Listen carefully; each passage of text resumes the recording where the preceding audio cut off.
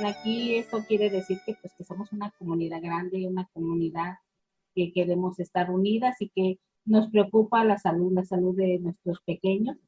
Y pues esta plática pues es muy interesante, va a estar muy interesante. Yo ya escuché algo de esta plática y atendiendo las inquietudes de algunos padres de familia y dándoles una respuesta, pues esta es la respuesta. Yo creo que aquí vamos a encontrar muchas respuestas, muchas preguntas y muchas respuestas y más que nada respuestas. Entonces, pues disfruten la plática, ya después habrá preguntas, no sé, pero va a ser muy interesante esta plática y se los agradezco de corazón y pues ya saben, cualquier cosa estoy a sus órdenes. Gracias. Bueno, pues esta plática nada más les comparto nació de una serie de preguntas que muchos de ustedes nos han hecho, a las cuales a veces tenemos respuestas y a veces no. Entonces, bueno, un poco la plática va a ser el inicio, que Pepe nos pueda responder a todas estas preguntas que hemos tenido como papás de niños de 0 a 8 años, bueno, de 2 a 8 años. Y al final vamos a dejar un espacio para preguntas específicamente de temas sobre la salud en Kiali, ya temas personales o con nuestros niños puedan tener. Con muchísimo gusto podemos buscar otro espacio. Hoy el objetivo es enfocarnos directamente como a todo esto que nos compete como comunidad, ¿no? Adelante, Pepe. Vale, pues muchas gracias, Tania, por la presentación.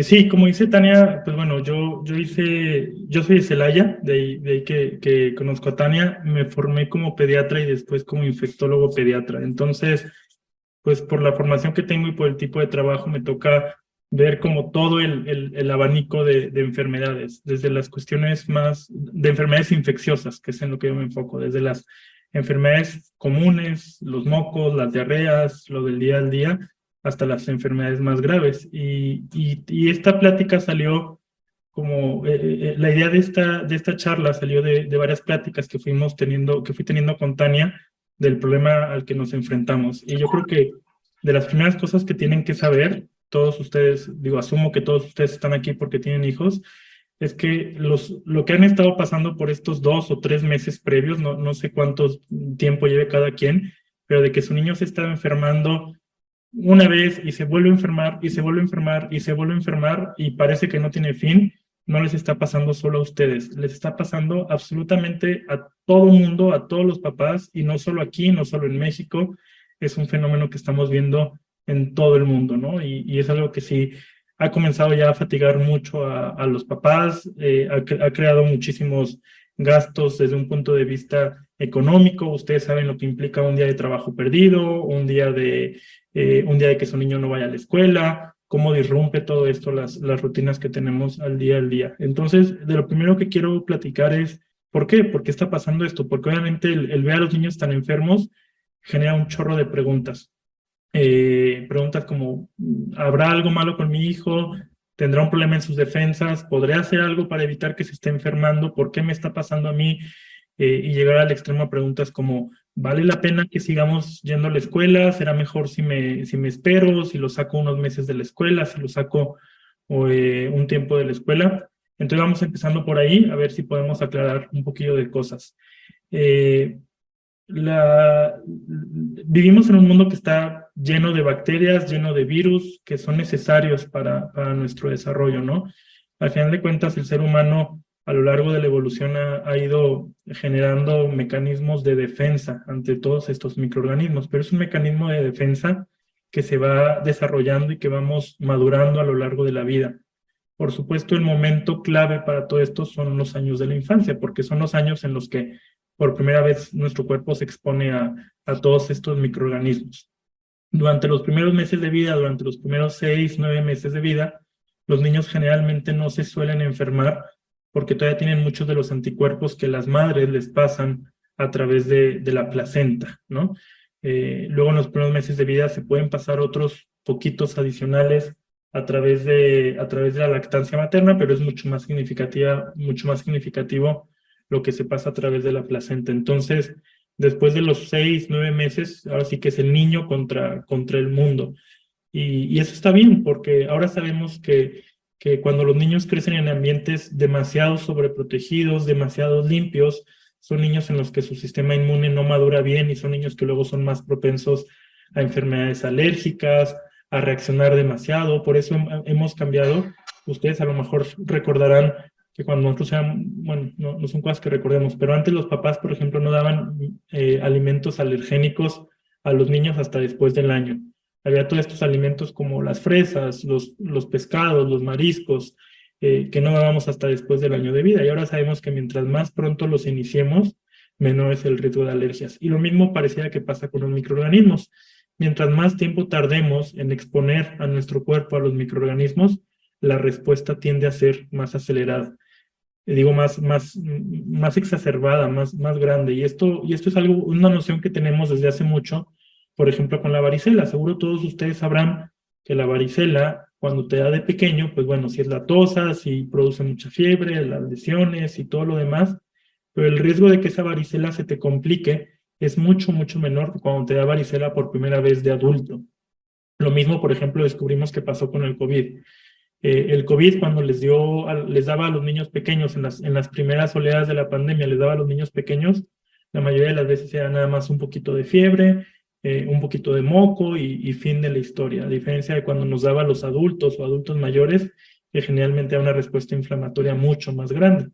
Y esto es una noción que tenemos de los virus desde hace mucho tiempo, que generalmente mientras más maduro es nuestro sistema, el cuerpo responde mucho más, porque con los virus pasa algo bien particular, que es que solo una parte de los síntomas tiene que ver con el virus y una parte bien importante tiene que ver con nosotros. Es más, la respuesta que hace nuestro cuerpo, la inflamación, todos estos datos de defensa que monta nuestro cuerpo en contra del virus que terminan haciéndonos mucho más daños. Los niños, como son muy pequeñitos, este sistema es muy inmaduro y hace como una pequeña guerra, ¿no? O sea, como si estuviera enfrentándose al virus, pero a una escala muy pequeñita. Por eso, por lo general, los niños pues tienen fiebre un día, 2 días y luego pasa. Están con mocos y luego pasa. Son enfermedades más leves y generalmente se tienden a sentir peor que cuando los adultos nos enfrentamos a las infecciones. Esa es como la primera noción, que necesitamos de exponernos a los microorganismos temprano en la vida para montar un sistema inmune maduro, que aprenda a reconocer, que aprenda cómo lidiar y que nos defienda el resto de la vida. Ahora, ¿qué ha pasado? ¿Qué pasó con la pandemia? En la pandemia todos nos encerramos, pero nadie se encerró más en toda la pandemia que los niños, ¿no? Los primeros meses, se acordarán, todos estábamos súper encerrados, no salíamos ni al súper, no hacíamos nada de nada. Pero conforme fue pasando, los primeros que nos empezamos a liberar fuimos los adultos, ¿no? Fuimos los primeros que empezamos a regresar al trabajo, a retomar una vida social, y los niños siempre los fuimos dejando atrás. Las escuelas fueron las últimas en abrir, comparadas, o sea, veíamos, ¿no? Ya todos los trabajos funcionando con cierta normalidad, centros de entretenimiento funcionando con cierta normalidad, y las escuelas no regresaban. Entonces, los niños tuvieron un periodo mucho más largo en el que dejaron de exponerse a microorganismos, y el problema es que fue precisamente en el periodo crítico para su desarrollo y para su maduración inmunológica. Lo mismo que pasa con el desarrollo del lenguaje, que muchos niños se perdieron de una etapa crítica en desarrollar habilidades de lenguaje y habilidades de socialización. Exactamente lo mismo pasó con la madurez del sistema inmunológico. Y este fenómeno en medicina le hemos comenzado a llamar como falta del reto inmunológico, ¿no? O immune challenge. O sea, que hemos esta estimulación continua en el que el cuerpo un día conocía un virus, otro día conocía otro, y el otro día estaba en contacto con una bacteria y demás, dejó de suceder. Y por eso ustedes habrán visto que durante 2 años los niños no se les enfermaron, ¿no? Y lo que tenemos que ser bien claros es que ese periodo de 2 años sin enfermarse, eso fue lo atípico, eso es lo que no es normal. La cuestión es que habrá papás que a lo mejor les tocó con su primer hijo experimentar eso. Entonces, si fue tu primer hijo el que te tocó que los primeros 2 años estuvieran en la pandemia, a lo mejor te empezaste a hacer la idea de que, oye, qué padre, pues es que en todo el año mi hijo se enfermó una vez, o mi hijo nunca llegó a los 3 años y nunca ha recibido un antibiótico, y ahora estoy que no entiendo qué está pasando porque en un año ya llevo 2 o 3 esquemas antibióticos. Y pues al final de cuentas es eso, ¿no? Que tengamos en claro que lo que pasó en estos 2 años, desde un punto de vista de infecciones, era lo anormal. Desde antes de la pandemia sabíamos que un niño absolutamente sano, o sea, un niño que no tiene ningún problema en las defensas, es un niño que nosotros podemos esperar que en un año, un niño que acude a guardería o a kinder, en un año se enferme entre 6 y 8 veces de enfermedades respiratorias, ¿no?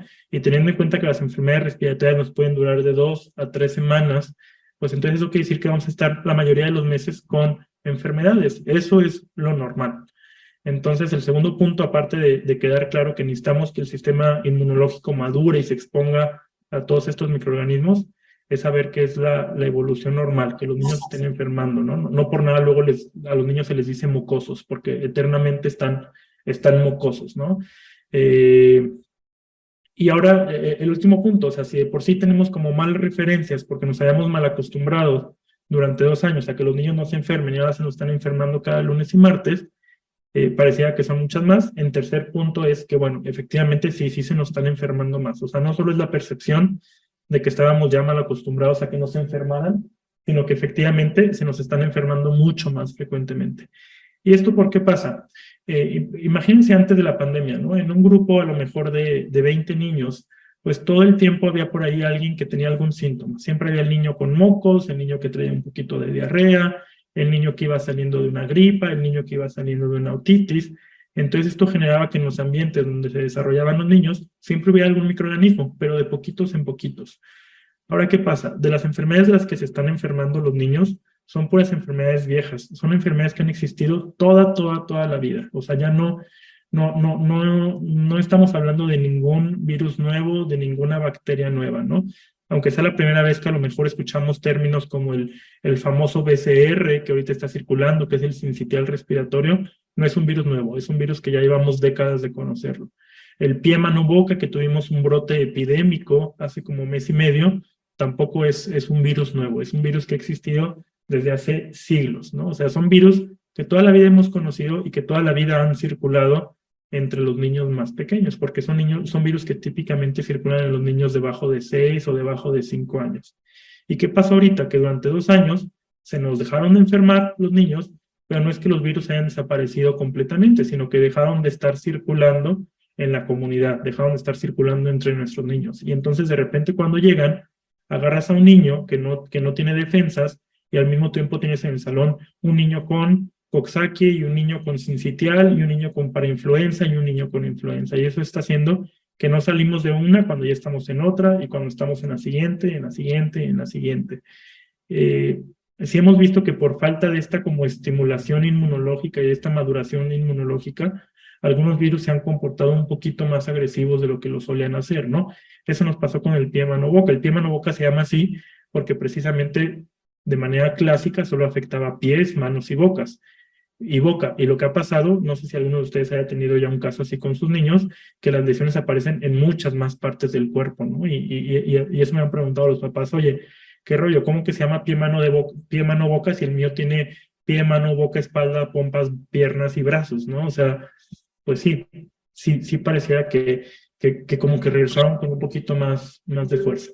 Entonces, estos son así como los conceptos iniciales de qué es lo que ha estado pasando, qué es lo que ha estado cambiando, que sepan que sí estamos viendo más infecciones, que sepan que esto va a ser transitorio, no sabemos cuánto tiempo, pero bueno, esto va a pasar hasta que más o menos se vuelva a normalizar, los niños vuelvan a encontrar un equilibrio en cuanto a la respuesta inmunológica y a la estimulación inmunológica, pero es algo que tiene que pasar. Y lo que nos tenemos que preguntar es, bueno, ¿qué vamos a hacer en el Inter? ¿Qué vamos a hacer de aquí a esto para sobrevivir a esto? Lo primero que tenemos que saber es que es algo que los niños tienen que afrontar sí o sí. Es como un rito de pasaje, es como un hito del desarrollo en el que el niño se tiene que exponer. Y si nosotros pretendemos irnos a la parte radical de decir, lo encierro en una burbuja, que no esté en contacto, o sea, por ejemplo, me preguntan estos papás de que es que ya de plano mejor lo voy a sacar de la escuela. Y bueno, sacarlo de la escuela, sí, seguro se te va a dejar de enfermar y si te lo llevas ahorita 6 meses a tu casa, 6 meses va a estar sin enfermarse, pero te garantizo que en el momento en el que lo regreses, se va a tener que poner al corriente y todas las infecciones que le ahorraste ahorita son infecciones que vas a ir acumulando en la cuenta, que vas a tener que ir debiendo y que tarde o temprano vas a exponerlo, ¿no? Entonces, pues son cosas que tienen que exponer. A ver, tampoco se trata de lo contrario, tampoco vamos a hacer estas fiestas que luego hacían, ¿no? Fiestas de varicela, fiesta de Coxsackie, todos vayan y abracen al niño con pie, mano, boca, pero son cosas que necesitan estar en cierto contacto, ¿no? Entonces, aunque no es para nada esperanzador, y yo sé que es lo que los papás no quieren escuchar en la consulta cuando vienen conmigo diciendo que tienen mini infecciones, pues es lo que les tenemos que decir, que esto va a seguir pasando y que no se va a frenar y que hay que armarnos de paciencia y es dentro de lo esperado. Cuando estas cosas ya no están dentro de lo esperado y cuando sí a nosotros como médicos, como pediatras, se nos prenden los focos rojos y decimos, híjole, este niño ya es demasiado, vale la pena que busquemos problemas en las defensas.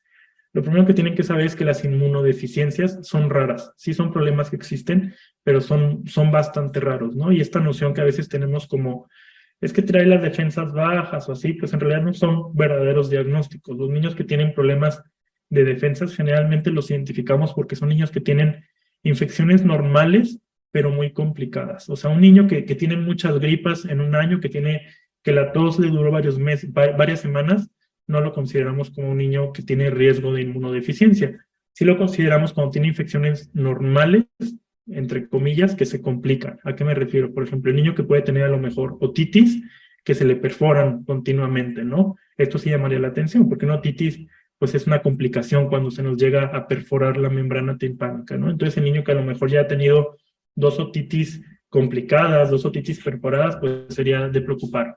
A lo mejor un niño que ya ha tenido más de un cuadro de neumonía, también son cosas de preocupar. Al final de cuentas, nosotros decimos en infectología que todo niño tiene derecho a tener su neumonía, ¿no? Sin que pienses en cosas raras. Sin embargo, si el niño ya 2 veces acabó en el hospital por neumonía, pues eso por supuesto nos obliga a buscar una causa de inmunodeficiencia.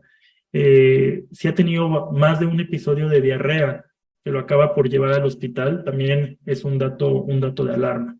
Si el niño, además de estas infecciones de repetición, empieza a tener otros datos, por ejemplo, que deja de crecer, que se nos empieza a estancar en el peso, se nos empieza a estancar en la talla, pues también pueden ser datos de alarma para ver qué está pasando, para ver si necesitamos buscar. Todo este abordaje lo hacen los inmunólogos para tratar de ver como de manera más objetiva, ver las infecciones que tiene el niño, si se me están saliendo de lo normal, vamos a buscarle por dónde, ¿no? Porque tampoco es tan fácil. Yo les aseguro que buscar una inmunodeficiencia es un proceso largo que requiere de muchas pruebas de laboratorio, de muchos pasos, de mucha inversión económica, que muchas veces no nos lleva a nada. Entonces no es algo que podamos buscar a la ligera, porque a veces llegan también los papás pidiendo eso, ¿no? De que hágale ya un estudio de sangre para ver cómo están las defensas. Pues eso realmente no nos sirve, ¿no? O sea, son estudios mucho más complejos que tenemos que buscar todas las inmunoglobulinas, todas las células de la defensas, y sí se nos pueden ir varias decenas de miles de pesos buscando eso. Entonces, y con toda la invasión que eso implica para el niño, ¿no? Y con todas las pruebas de laboratorio que eso implica, entonces, pues bueno, generalmente no lo hacemos. Entonces, salvo que tu pediatra ya empiece a identificar que se empiezan a salir las cosas de lo esperado, pues bueno, no tendríamos por qué pensar en eso. Otra pregunta que normalmente que surge es que, bueno, ¿y cómo podemos hacer para que los niños no se me estén enfermando? ¿Cómo puedo mejorar las defensas? ¿Qué vitaminas le doy? ¿Qué alimento le doy? ¿Qué puedo hacer yo en la rutina para tratar de mejorar esto? Y la respuesta también, por lo general, termina siendo que no hay algo que haga la diferencia, ¿no? Este concepto que teníamos antes de vitaminas es un concepto que venimos arrastrando en nuestro país ya desde hace varias décadas. Cuando todos nosotros éramos pequeños, pues vivíamos en un país muy distinto, ¿no? Y la situación socioeconómica de nuestro país era peor que ahorita, había mucha más población en situaciones de pobreza, de desnutrición, y un niño que está desnutrido sí es un niño que requiere vitaminas para prevenir las infecciones. Un niño desnutrido sí tiene mayor riesgo de estar teniendo enfermedades de repetición. Entonces los niños desnutridos sí requieren de mejorar la alimentación, requieren de vitaminas, porque si no se nos van a estar enfermando. Pero la probabilidad, por supuesto no conozco a ninguno de sus niños, pero la probabilidad de que sus niños tengan algún tipo de desnutrición por un bajo aporte de calorías, pues yo creo que es poco, ¿no? En nuestro país ya solo lo vemos en poblaciones muy vulnerables, en poblaciones marginadas que tienen riesgo o que tienen dificultad de acceso a los alimentos, ¿no? Tienen una alimentación insegura, que muy probablemente no sea el caso de ninguno de sus hijos. Entonces, si quitamos ese factor, si quitamos ese riesgo de desnutrición, el que nosotros demos vitaminas, la verdad es que no va a hacer ninguna diferencia. Las vitaminas es del tipo de cosas que el cuerpo regula súper meticulosamente, que no permite que tengamos 1 miligramo de más o 1 nanogramo de más.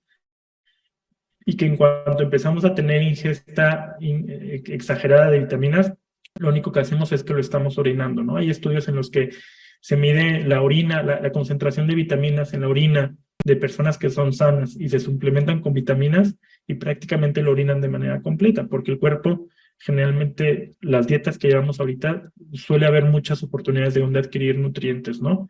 Estoy seguro que la mayoría de ustedes tendrán con sus hijos alimentaciones muy completas, que incluyen vegetales, que incluyen frutas, eso basta, ¿no? Y por si no fuera suficiente, ustedes agarran cualquier caja de alimento y van a ver que ya todo está suplementado. Agarran los cornflakes y dice que está suplementado con 10 vitaminas. Agarran el chocomilk y está suplementado con 15 vitaminas y minerales. Realmente tenemos muchos lugares de donde podemos tener aportes y la probabilidad de que alguno de nuestros niños tenga un aporte bajo, pues tiende a ser poca, ¿no? Entonces, salvo la excepción, en el que a lo mejor sí su pediatra haya detectado, ¿sabes qué? Me preocupa que vamos bajos de peso, vamos bajos de talla, llevamos ya varios meses que tu niño o tu niña se nos ha estado quedando estancado con el crecimiento. Salvo ese tipo de situaciones, el uso de vitaminas no tiende a mejorar, ¿no? Entonces, en el punto en cómo prevenir este tipo de infecciones, la verdad es que también estamos un poco limitados, ¿no? Lo que sí se puede hacer es para ciertas enfermedades que sabemos que pueden ser más graves, prevenir el contacto. Y ahorita, Tania y yo les platicaremos un poquito de un protocolo que proponemos de cómo elegir ante qué enfermedades sí vale la pena excluir a los niños de la escuela y ante qué enfermedades no. Pero antes de pasar a eso, quisiera saber si hasta ahorita con lo que les he explicado, tienen alguna inquietud, quisieran que expandiera un poquito más en alguno de los temas o tuvieran algún ejemplo en concreto que quisieran compartir aquí con el resto de las personas.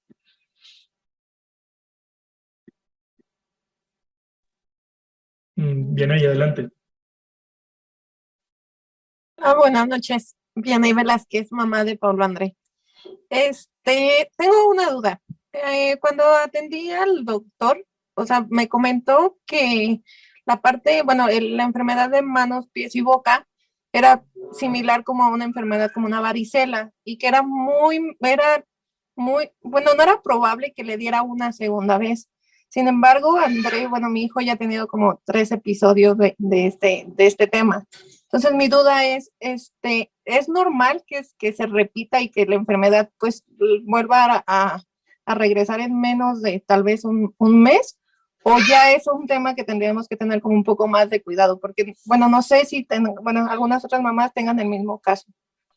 Yo creo que en este caso en particular, si es un virus que suele dejar inmunidad, es causado por un virus que se llama Coxsackie.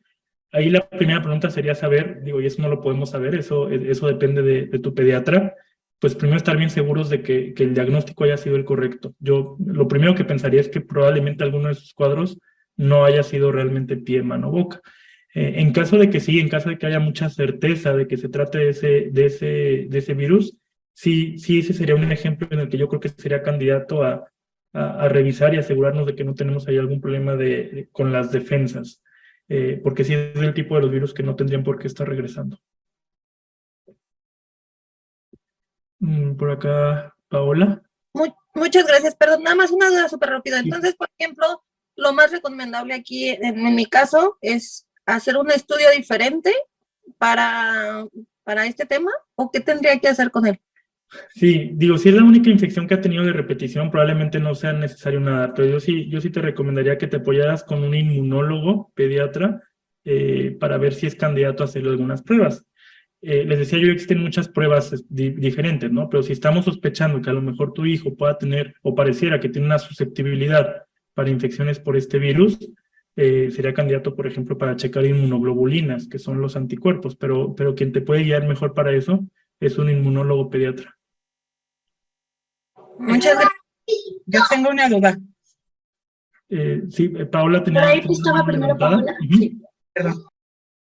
Buenas noches, una consulta rapidísima. En referencia a lo que nos comentas acerca de las vitaminas, ¿es lo mismo, por ejemplo, con el factor de transferencia o este tipo, no sé, de apoyos? Híjole. ¿Cuál sería tu opinión? Mira, Paola, tocaste uno de los temas más debatidos y en el que no nos vamos a poner de acuerdo los pediatras. Pregúntale a 10 pediatras diferentes y los 10 te van a decir una cosa distinta. Te voy a decir lo que yo desde mi punto de vista como infectología recomiendo, o bueno, en este caso no recomiendo. Hay un grupo grande de medicamentos que llamamos inmunoestimuladores. El interferón es uno de estos. Existen otras marcas que seguro a más de algunos les sonarán, como el Broncovaxón, Anaferón, Adimod. Cada vez hay más marcas, que cada uno tiene como un concepto diferente, pero la mayoría los venden como lisados, como partecitas de bacteria que tienen la idea de estimular al sistema inmune, sirven como vacunas orales, como que todo el tiempo los niños estén exponiéndose a partes de bacterias como para mantener activo este sistema inmunológico. La verdad es que desde un punto de vista teórico suena súper atractivo y suena como muy antojable porque, claro, sería lo que necesitamos. Es precisamente lo que está causando este problema, el que los niños se hayan dejado de exponer a tantos virus y tantas bacterias, es lo que últimamente ha producido las infecciones tan recurrentes que tenemos. Entonces, en un principio, sonaría como muy atractivo. El problema y el gran pero, y como el gran disclosure que tenemos que hacer aquí, es que la evidencia que tenemos con este tipo de productos es más bien limitada. La verdad es que en la mayoría de los países que hacen más investigación, los países que como que van dictando un poquito la pauta de la ciencia, de lo que se hace, o sea, en resumen Estados Unidos y Europa, estos productos nunca han desarrollado, no se comercializan, no se recomiendan por las grandes asociaciones. Sin embargo, pues bueno, un poquito partiendo de la premisa de que son cosas que generalmente no, o que no producen daño, y que hay papás que sí han visto resultados, y hay pacientes en los que pareciera que hay resultado, pues bueno, pues que se haga, ¿no? Y esto termina llevando a médicos a recomendarlo. Yo particularmente no lo hago porque yo no he encontrado evidencia que lo respalde y por eso no he comenzado a recomendarlo a mis pacientes, pero hay pediatras que sí lo recomiendan, que han visto estos cambios y bueno, ahí la recomendación sería discutir esto con tu pediatra, ver pros y contras, ver los beneficios o no que puede haber. Son medicamentos que tienden a ser caros, entonces, pues bueno, ahí lo que decimos en medicina es como individualizar, ¿no? Por aquí, ligando a esto, pregunta Alejandra, más bien por la falta de investigación. Sí, es algo que ha faltado de investigación, y de hecho, si se fijan, los que comercializan suelen ser laboratorios pequeños, ¿no? O sea, no son como estas grandes marcas o sea, que lo respaldan, son más bien laboratorios locales, laboratorios nacionales, y parecía que falta esa parte de investigación. Ojo, en ciencia no es correcto sin la base, sin el sustento decir que no, pero parecía que no hay buena evidencia y también no es tan buena recomendación, no es tan buena práctica recomendar cosas de las cuales no hay evidencia. Entonces ahí sí, yo creo que lo que les diría es platicar con su pediatra, platicar la experiencia que tenga su pediatra, tratar de decidir juntos si sus hijos son buenos candidatos para eso y ver si les funciona. Lo que sí sabemos hasta ahorita es que, bueno, pareciera que daño no hacen, entonces pues al menos eso nos quita como mucho dilema de encima. Malo que fueran intervenciones que sí es bien conocido que pueden producir daño, pues bueno, ahí sí pudiéramos ser más tajantes, ¿no? Pero a manera de resumen de todo lo que les acabo de decir es, yo en lo personal no encuentro evidencia específica y por tanto no me animo yo a recomendarlos, que es lo mismo que está diciendo aquí Elvia, ¿no? No es que no sean buenos, es que no sabemos si son buenos. Entonces, pues bueno, ustedes tratan de darle sentido un poquito a esto. Pero sí, definitivamente le diste al punto así como difícil y de debate con todo esto. Ya fuera de esto, ya no debería de haber preguntas difíciles. Gracias. Por ahí primero iba Mirna, antes de Fanny, que había querido hablar, pero... Sí, bueno, a lo que escucho de que los niños antes no se enfermaban, ahorita el mío tiene exactamente como 3 meses, que cada 15 días se me estuvo enfermando. Le dio el virus del boca, mano, pie. Pues ya me lo medicó la pediatra, solamente tuvo lesiones en la boca y en el área de las pompis. Fue lo único, pero sigue enfermándose. Me le escuchan pulmones y me dicen que los pulmones están limpios, pero trae cortinas de moco a más no poder. Ha tenido 4 cuadros ya de antibiótico.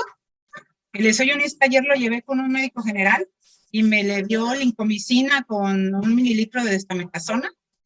Yo dije, pues como que no me suena, pero Qué bueno, adelante. Qué bueno. Se lo pusieron ayer, hoy le puse la segunda porque en la escuela me dijeron que efectivamente hoy tuvo menos moco y yo lo escuché mejor, la tos ya no se escuchó mucho, en la noche ya no se escuchó como ese ronquidito con la flema.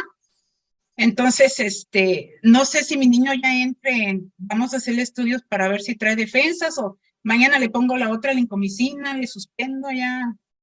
Mire, no le puedo hacer recomendaciones de su niño porque no es esto una consulta y no es el objetivo. Sí, no. Lo primero que yo sospecharía es que muy seguramente, y casi le puedo apostar al respecto, es que más de uno de sus antibióticos no ha sido necesario. El 90-95% de las infecciones en los niños son causadas por virus y eso no ha cambiado, al contrario.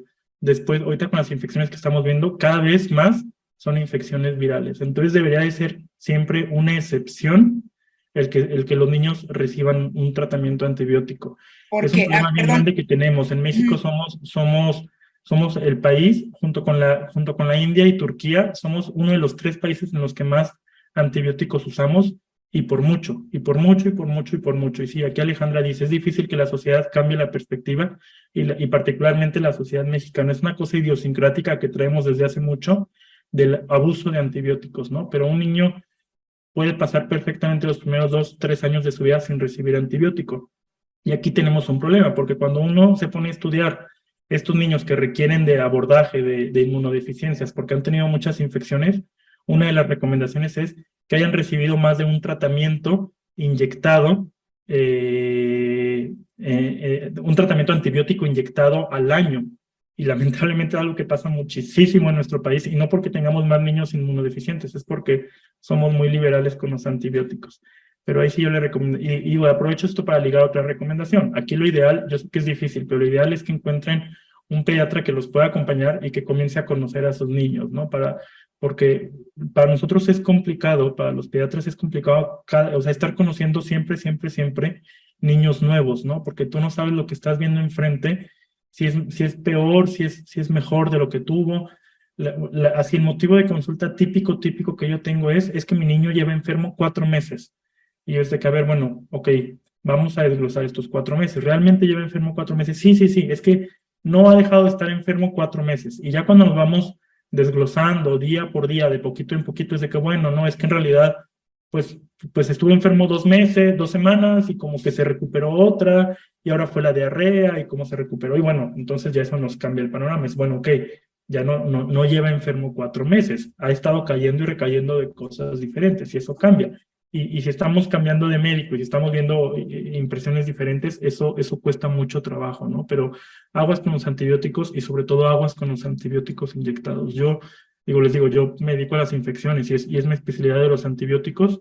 Yo nunca he indicado antibióticos inyectados en la consulta. Cuando tocan antibióticos inyectados es porque el niño está lo suficientemente grave para estar hospitalizado. Entonces, ojalá también sean cosas que puedan platicar con sus pediatras. Ok, bueno, yo ya creía esto porque sí me han dado antivirales de 7 días y me ha dicho la pediatra, si ves que le empieza a llorar el ojo, si le empieza a oler mal la boca y eso, iniciamos con el antibiótico, si no, no. Y ha caído en eso, por eso sí se lo he, y sobre todo trae, también conjuntivitis. No puedo, digo, al final de cuentas, así no puedo yo determinar la idoneidad o no de cada tratamiento que hayan recibido, ¿no? Nomás sí sería así como un foco rojo. Si ya están pasando muchos antibióticos, entonces la siguiente pregunta es, ¿fueron necesarios? Y si la respuesta es sí estuvieron bien justificados los antibióticos, pues sí, definitivamente sería un red flag, un foco rojo de que probablemente tengamos un problema con las defensas. Perfecto, gracias. Dale, pues. Por tiempo ya no nos queda la pregunta de Fanny y bueno, seguramente habrá muchas otras preguntas y algunas otras respuestas que tendremos a través del protocolo, y si no, bueno, también hay otros. La siguiente parte va a ser lo que ahorita, digo, adelantándome, ahorita escuchamos a Fanny, pero de lo que pone aquí viene en el chat sobre cuándo dejar de llevar a los niños, ahorita es de lo que vamos a platicar en la segunda sesión, que es en lo que han estado trabajando de cómo tener un poquito de guías para orientarnos de cuándo sí y cuándo no. Fanny, adelante. Gracias, buenas noches. Yo tengo una duda que me surgió a partir de lo que mencionaste acerca de las vitaminas. Sí, A mí el pediatra de Ananda en alguna ocasión me dio una tipo como vacuna, que es como de bacterias o algo así, pero son como gotitas, no son inyectadas, eran gotitas abajo de la sí. lengua como para reforzar y que no le afectaran como más los temas de bacterias. Estas vacunas que recetan, incluyendo otras que me dieron para el tema de las defensas terminando su tratamiento, ¿son realmente efectivas o no los Es justo recomiendan? lo que platicaba. Este tipo de vacunas orales entran en el grupo de inmunoestimulantes. Es el mismo que lo que platicaba de la pregunta difícil de hace rato. Entra en este mismo grupo de medicamentos con evidencia aún por demostrar, en el que es difícil dar una respuesta porque no tenemos evidencia suficiente sobre si funcionan o no. Entiendo. Otra cosa que igual como considerar, yo también estoy igual que Vianey. Ananda, mi hija, ha tenido como recaídas a partir del Coxsackie de 2 veces. Entonces, yo también estoy como un tanto ocupándome en el tema de si es un tema del sistema inmunológico. Sí. Entonces, conozco, sé de algunos casos en la misma escuela que los niños han recaído de entre 2 y 3 veces. No sé si sea que se está reciclando el virus o sácame de mi ignorancia o es el mismo cuerpo del niño, porque no han sido, conozco como 5 casos. Entonces, no Sí, ha pasado sé. varias veces dentro de un mismo ambiente cerrado. Lo más probable es que sean varias cepas que están circulando al mismo tiempo. Aquí en nuestra región del país tuvimos dos epidemias muy pegadas una con otra. Hubo una al principio del verano, por ahí de mayo, y acaba de haber otro piquillo, otro rebrote a finales de agosto. Probablemente hayan sido cepas diferentes que estuvieron circulando. Es lo que se me ocurriría, porque si ya son varios pacientes los que están presentando cuadros de repetición, probablemente no se trate de una cuestión del hospedero, es decir, del paciente, sino de los virus que están circulando, que podrían ser cepas diferentes. Sí, solo, bueno, yo como comentario porque soy mamá y estoy del otro lado, ¿Sí? pero sí, igual sí en el tema del protocolo como ayudar un tanto a la escuela como a reforzar esa parte, sobre todo en ese tipo de temas como lo fue el Coxsackie, ¿no? Que fue un tema pues sonado de alguna manera entre los padres de familia y preocupante por cómo se llevó a cabo la información y cómo se manejó en la escuela.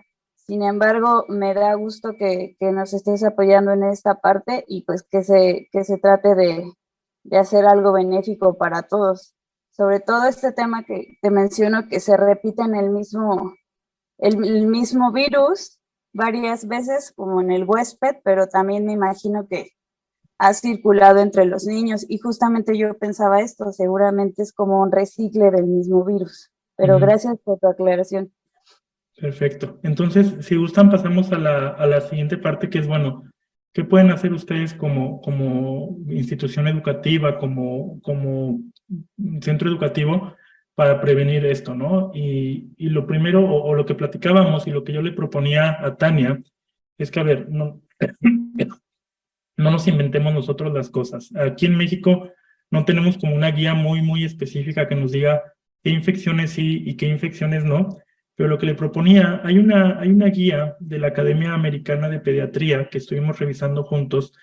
Es una guía que fue hecha obviamente para los Estados Unidos, pero que me parece bastante extensiva y que nos puede dar luz para tomar las decisiones de cuándo los niños están en condiciones de ir y cuándo no están en condiciones de acudir a la escuela, ¿no? Y lo primero que tenemos que saber es que son pocas las enfermedades que son verdaderas contraindicaciones para que un niño vaya a la escuela. Ahorita traemos muy sonado, por ejemplo, el pie, mano, boca, pero en realidad nunca se ha considerado una enfermedad que sea de exclusión obligatoria para la escuela, salvo cuando las lesiones están todavía muy activas, ¿no?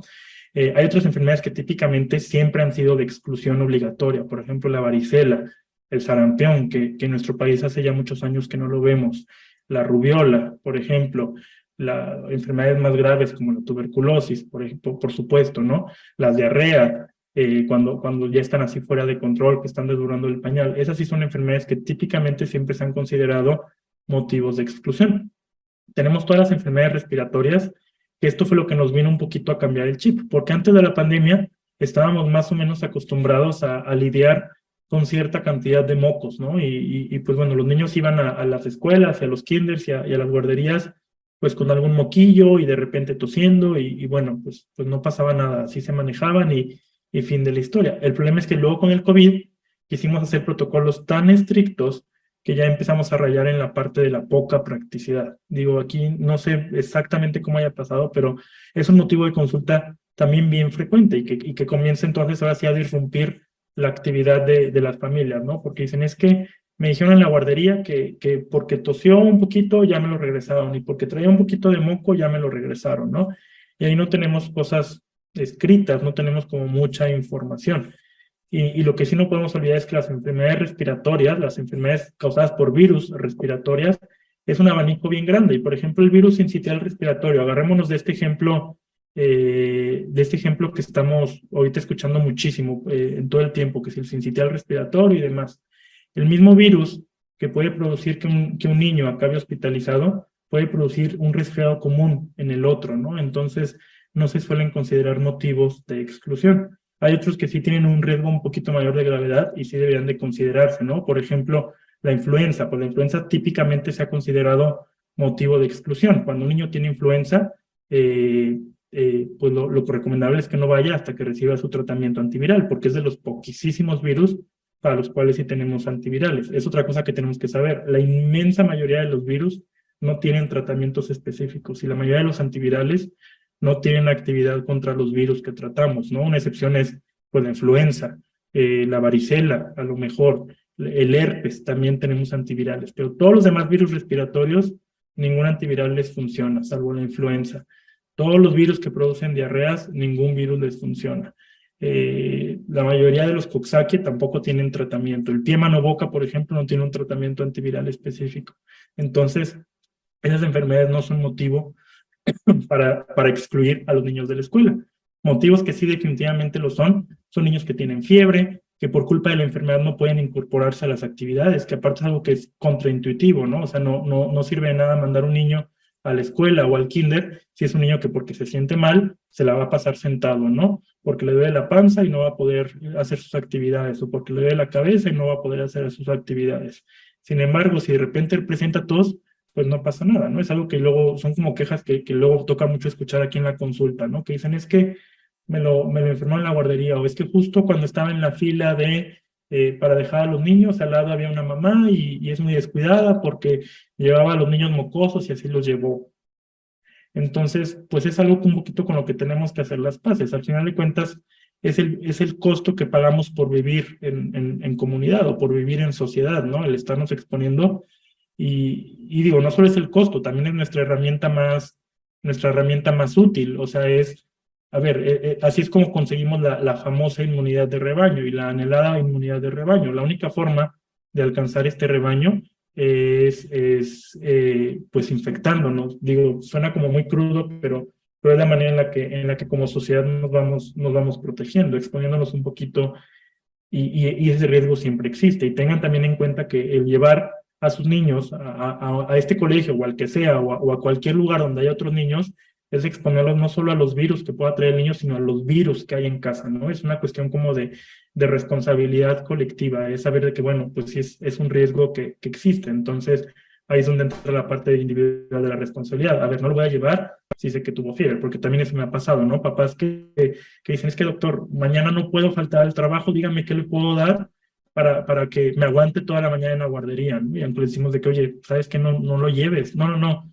Justo antes, así a las media hora antes de dejar en la guardería, lo empastillo y le doy el Tylenol y le doy el Motrin y le doy su Alegra y le doy su Suxal para que me aguante lo más posible. Pues es el tipo de cosas que no tendríamos que que tendríamos que estar evitando, ¿no? Entonces, Tania, no sé si les vas a compartir más adelante esta guía, si la revisamos ahorita, si tocamos algunos puntos. Sí, bueno, pues en realidad compartirles que bueno, llevamos un buen rato haciendo un protocolo. es difícil, sé que cada uno de ustedes tiene un pediatra distinto y cada pediatra dice algo totalmente distinto porque nos toca recibir es que tiene esto, es que ahorita que decías, Pepe, del tema del manos, pies y boca, nos pasaba que unos le llamaban de una manera, otros le llamaban de otra, otros de otra, otros de otra. Y bueno, algo que tú nos dijiste que me pareció muy importante era como, pues de entrada reconocer que nosotros no somos doctores ni somos hospital, ¿no? Y reconocer eso desde que somos escuela nos permite ponernos en un lugar en donde finalmente los especialistas son los que deciden, son los que hablan, y en realidad a nosotros lo que nos toca es seguir los protocolos que estén en nuestras manos, saber que no podemos diagnosticar, saber que nosotros no podemos evitar que pasen las cosas, ¿no? Nosotros no podemos evitar que pasen las enfermedades, pero sí podemos hacer una serie de acciones, tanto Kiali como los papás, como para estar en sintonía y partir desde ahí, ¿no? Y esto se los compartimos porque, pues bueno, sabemos que hay todas estas perspectivas, pero sí decidimos como Kiali decir, pues qué camino queremos tomar, ¿no? Sería muy fácil poder escuchar las opiniones de todos y entonces ver quién está de acuerdo y quién no. Sin embargo, somos una comunidad de 80 familias que difícilmente vamos a poder llegar a un acuerdo de cosas como tan básicas como qué sería un síntoma para no entrar o etcétera, ¿no? Y la mayoría de aquí no somos doctores, me incluyo. Entonces, bueno, a raíz de esto, creamos un protocolo después de un tiempo de sentarnos aquí con Pepe, con Elian, que es mamá de Leonardo, que también es pediatra, las tres fundadoras, la maestra Araceli, Samantha, la maestra que también es médico, y dos maestras de Kiali. Nos sentamos a ver qué es lo que estábamos observando, qué estaba en nuestras manos, qué protocolos podíamos llevar a cabo, porque luego también podemos prometerles un montón de cosas y no poderlas cumplir porque el ritmo, porque las circunstancias, etcétera. Entonces, un poquito el sentido de este protocolo es, pues, ver desde dónde estamos parados desde Kiali, cómo vamos a actuar, cuáles son las enfermedades por las cuales sí habría motivos de exclusión, qué síntomas son los que nos dan la posibilidad de exclusión y ante esto cómo lo vamos a ir acompañando, ¿no? En realidad, pues también es hacer las paces con muchos de los síntomas, hacer las paces con que más allá de decir, es que Pepe tiene esto y no sé quién tiene esto, es decir, cómo podemos ayudarnos, cómo podemos fijarnos en los demás, e irnos a lo más básico que creemos en Kiali, que es pensar en el sentido común, informarnos y hacer como lo que está en nuestras manos, ¿no? Y que esa es como la base de nosotros. Entonces, bueno, este protocolo se los voy a hacer llegar a través del teléfono Kiali a cada uno de ustedes. El sentido un poco de esto es que después podamos firmar que si bien como cualquier protocolo, como cuando hicimos el de COVID, no se trata de que todos estemos de acuerdo, pero sí que estemos en sintonía, ¿no? Que todos aquellos que estemos en Kiali podamos decir, bueno, este es el medio, esta es la manera.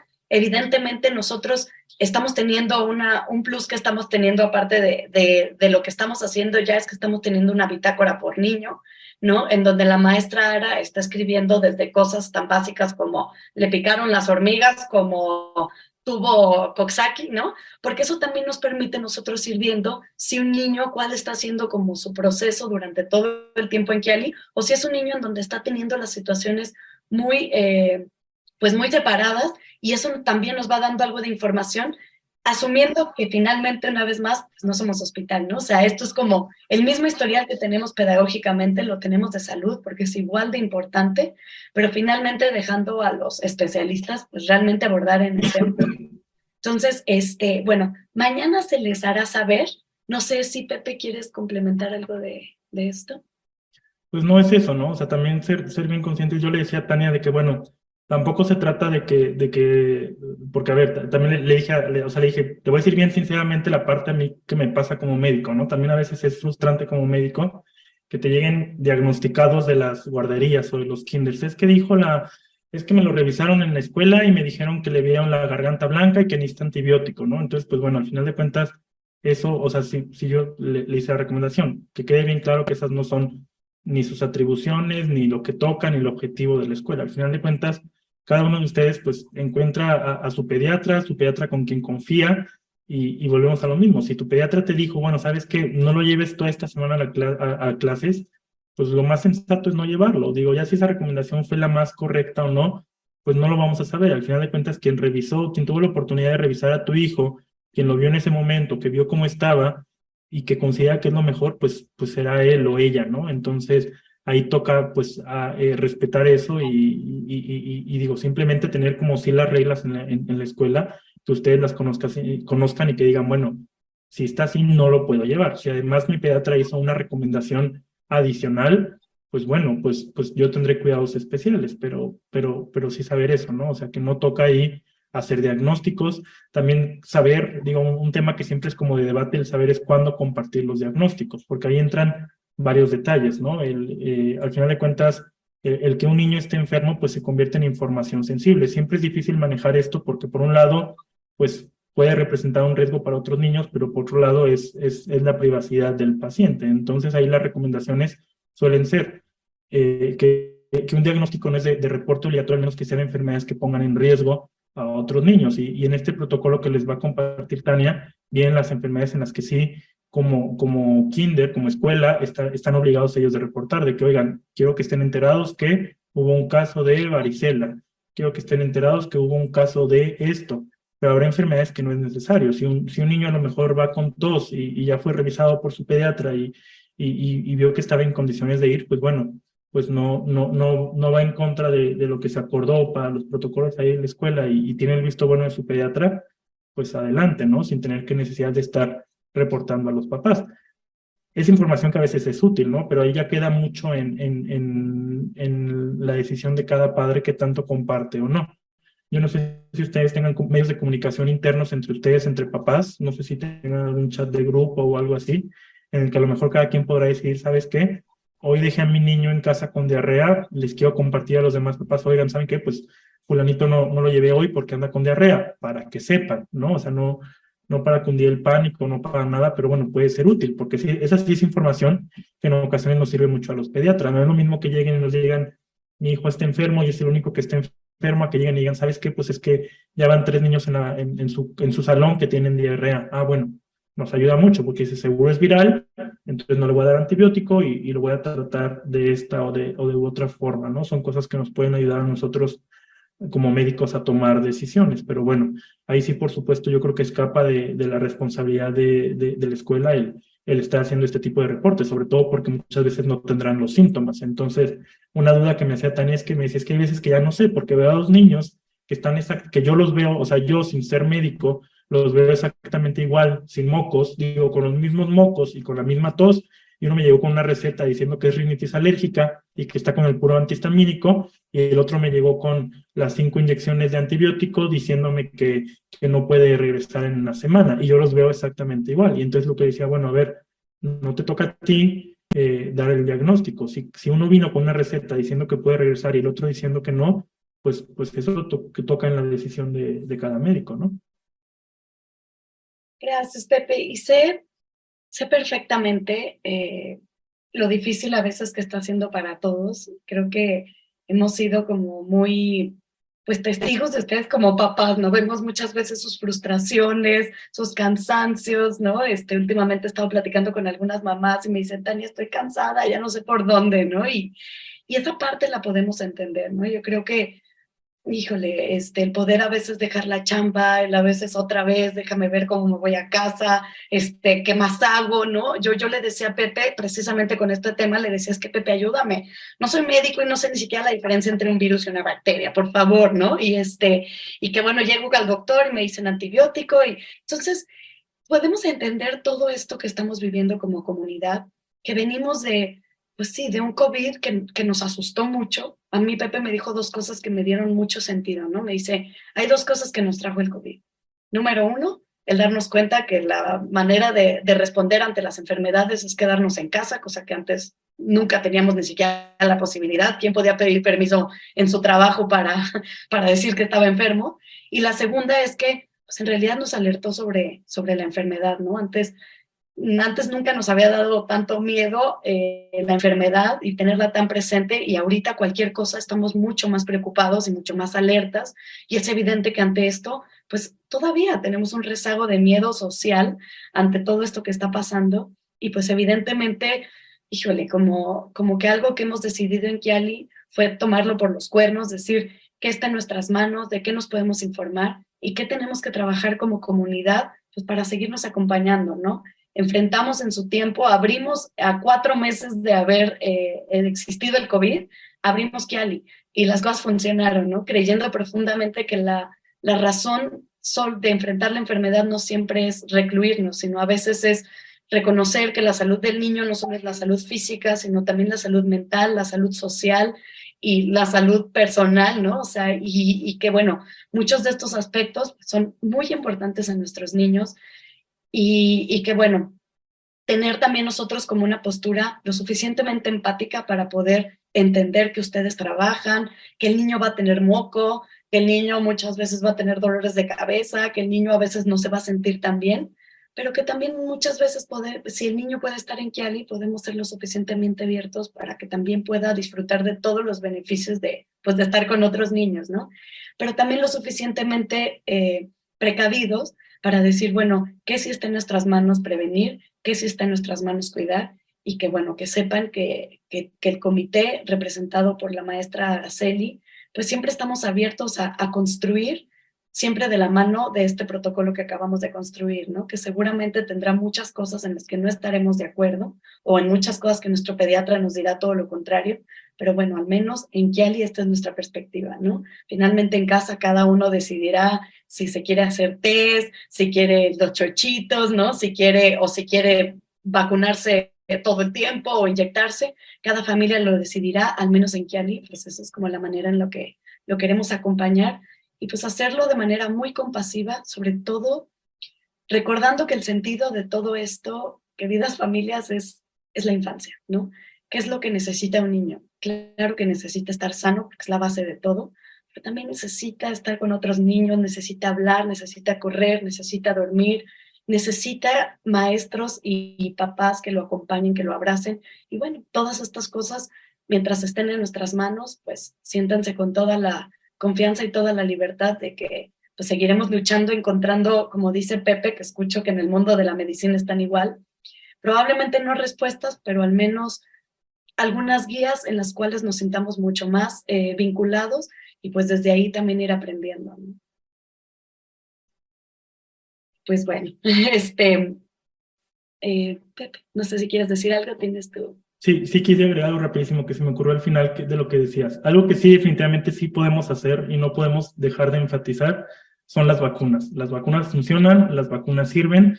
Hay vacunas que nosotros como adultos nos tenemos que poner la vacuna de la influenza.